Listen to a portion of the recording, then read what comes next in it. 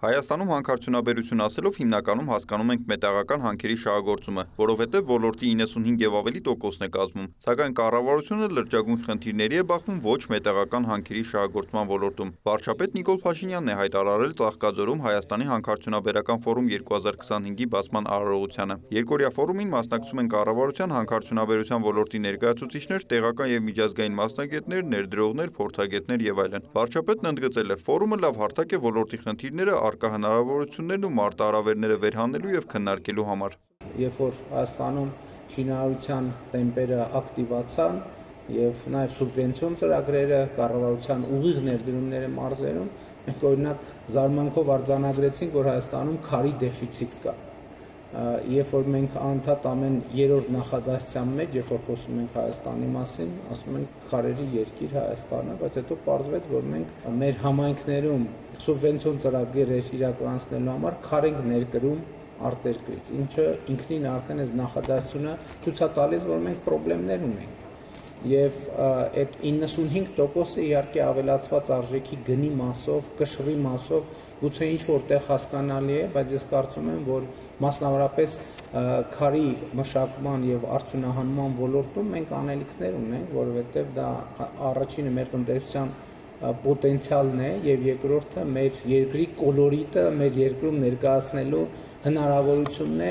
ինչը մենք այդքան էլ լավ չենք անում։ Վարչապետը կիսվել է Չինաստան այցի տպավորությամբ, նշելով շատ է զարմացել, որ երկրում առկա քարերից ուղղակի քարի հուշարձաններ կան, ինչը շատ գեղեցիկ եւ կոլորիտային է։ Հայաստանի 60%-ը երևի տուֆից է պատրաստված, բայց մենք տուֆին մեր հարգանքի турքը նորմալ չենք էլ մատուցում եւ տուֆի արձան կամ մոնումենտ չունենք նույնիսկ եւ որոշեցինք, որ անպայման առաջիկայում Արթիկ համայնքի հետ մենք այս բացը կլրացնենք եւ համայնքներում սա նախ բնության հետ հաղորդակցվելու շատ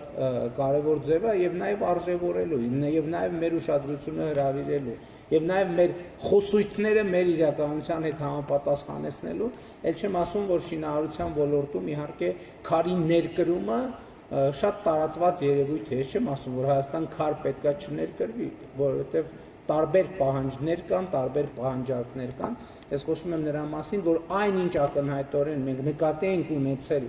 որ պետք է Հայաստանի տնտեսությունը զարգանա բյուջեի ներդրումներով, միշտ չի, հետո ենք պարզել, որ դա իրականում ներմուծման վրա է օգտագործվում։ Այս համատեքստում երկրի ղեկավարը կարևորել է ոլորտի թափանցիկությունն ու պրոֆեսիոնալիզմը, քանի որ խնդիրներից մեկը հենց ոչ թափանցիկությունն է եւ ոլորտի վերաբերյալ գիտելիքի վրա ներդրումների քչությունը կամ բացակայությունը։ Հսկայական խնդիրներ կան ավազի արդյունահանման ոլորտում, որտեղ նույն թափանցիկության լրջագույն խնդիր կա, ընդգծել է Նիկոլ Փաշինյանը, հավելելով, որ այդ խնդիրները լուծելու դժվարություններ ունեն, քանի որ երբ վճռական քայլերի գնալու տրամադրվածություն են ունենում, շինարարության ոլորտից ճնշում են զգում։ Որտեվ պարզվում է, որ եթե ամեն ինչ ստանդարտի մեջ տեղավորենք, պարզապես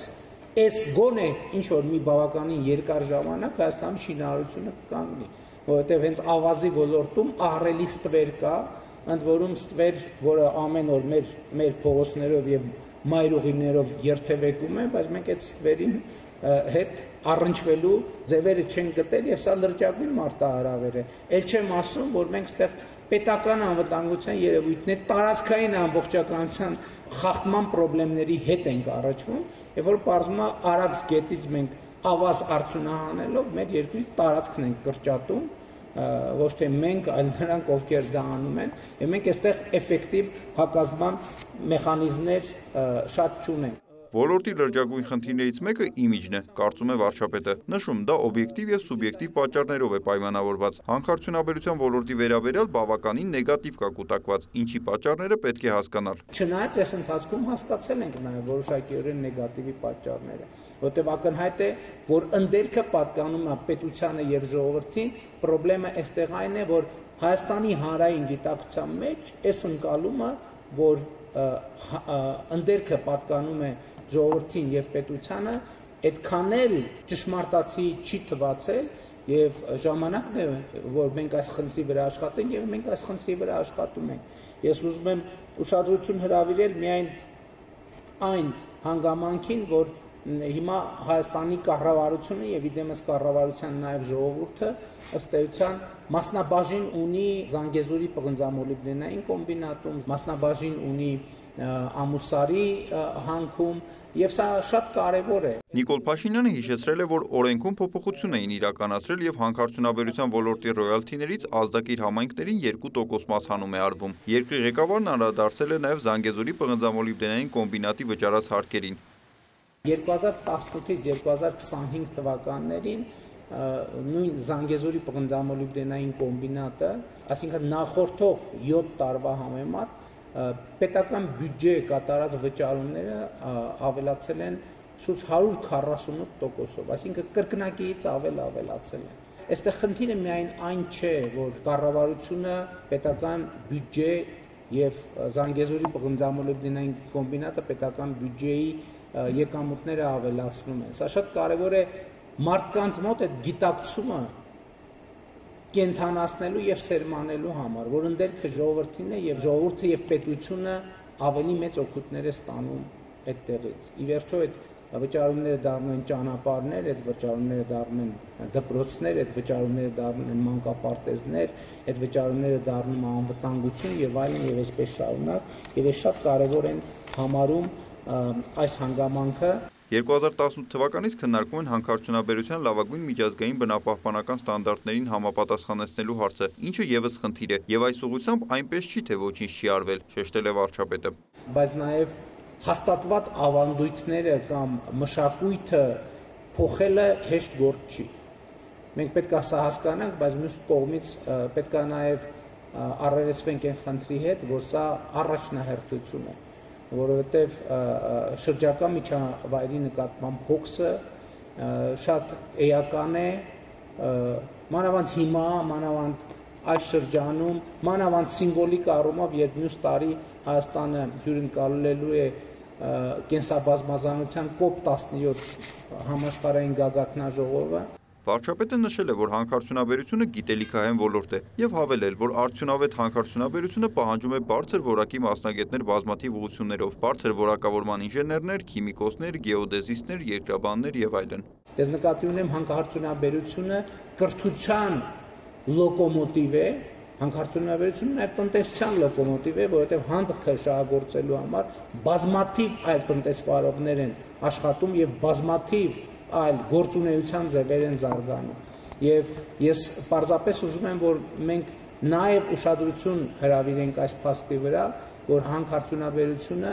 Հայաստանի ներսում մարդկանց մասնագիտական կարիերա անելու շատ մեծ եւ շատ լավ հնարավորություններ է տալիս եւ ինչքան մենք բարձրացնենք մեր հանքարդյունաբերության ստանդարտը այնքան ավելի կմեծանա բարձր որակավորման մասնագետները բայց ես նկատի ունեմ ոլորտում նաև բարձր որակավորման արհեստավորների մեծ պահանջարկ կա, որակավորված բանվորական ուժի մեծ պահանջարկ կա եւ այլն եւ այդպես շարունակ։ Մեծագույն խնդիր է, որ Հայաստանը հիմնականում ստիպված է հանքանյութ արտահանել։ Պետք է ամեն ինչ անել, որ շղթան հնարավորին երկարացվի եւ բերվի վերջնական արտադրանքի, ընդգծել է Նիկոլ Փաշինյանը։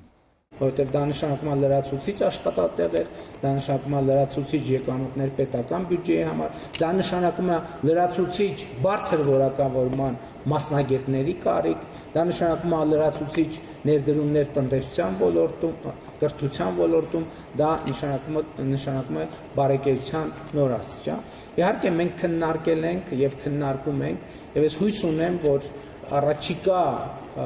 գործընթացները այդ թվում տարածաշրջանային ավելի նպաստավոր կդարձնեն միջավայրը այս առումով, որովհետև Հայաստանի եւ Ադրբեջանի միջև հաստատված խաղաղությունը եւ տարածաշրջանային ենթակառուցվածքների տրանսպորտային սպասվող բացումը, որը առաջիկայում անպայման տեղի կունենա, նոր հնարավորություններ է բացելու մեզ համար այս ոլորտում։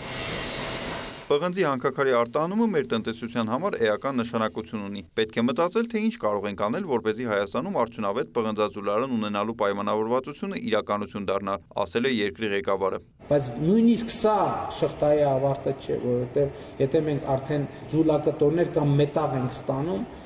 պետք է մտածել այդ շղթայի հետագա երկարացման համար, որպեսզի պղնձի արտադրանքը կամ այն արտադրանքները, որի մեջ պղնձը լայնորեն օգտագործվում է, Հայաստանում այդպիսի արդյունաբերական պլատֆորմներ եւ ներդրումներ նույնպես լինեն, նույնը վերաբերում է ոսկուն եւ սա էլ մի խնդիր է, որը չափազանց կարեւոր է։ Նիկոլ Փաշինյանը խոսել է նաև Հայաստանի ընդերքի ուսումնասիրության անհրաժեշտության մասին, նշել այն գիտելիքը, որ ունեն, հիմնված է Խորհրդային Միության ժամանակ կուտակված տեղեկատվության վրա, որը իհարկե չեն թերագնահատում, սակայն պետք է միջազգային գործընկերների հետ քննարկել օգտակար հանածոների պաշարների հայտնաբերման ուսումնասիրման նոր շրջափուլ սկսելու հարցը։ Հիմա նոր ոլորտներ են բացվում, այդ թվում հազվագյուտ մետաղների ոլորտը, որը շատ մեծ տեմպերով զարգանում է կամ առնվազն շատ մեծ տեմպերով հետաքրքրությունն է աճում։ Այստեղ ֆիզիկական ծավալների առումով գուցե թե մեծ չի կամ մեծ չի կարող լինել կամ մեծ չի լինի արդյունահանումը, բայց պահանջարկը եւ տեխնոլոգիական արտադրանքում դրանց անհրաժեշտությունը ակնհայտ է դարձնում, որ այստեղ են լրջագույն ներդրումների պոտենցիալ կա եւ կարծես թե բոլոր նախնական գնահատականները վկայում են այն մասին, որ Հայաստանի Հանրապետությունում այս առումով հսկայական անելիք կա։ Ֆորումի շրջանակում քննարկվել են հանքարդյունաբերության զարգացման հեռանկարները, ներդրումային միջավայրը եւ կայուն զարգացման գլոբալ միտումները։ Անցկացվել են նաեւ պանելային քննարկումներ, հուշագրերի ստորագրումներ, ցուցադրություններ։ Նիկոլայ Ավետիսյան, լուրեր։